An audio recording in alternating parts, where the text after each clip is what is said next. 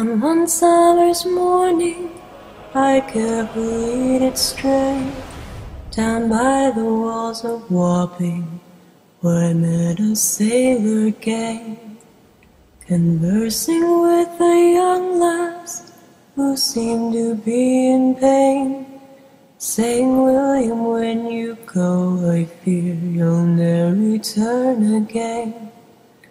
My heart is pierced by Cupid, I disdain all glittering gold.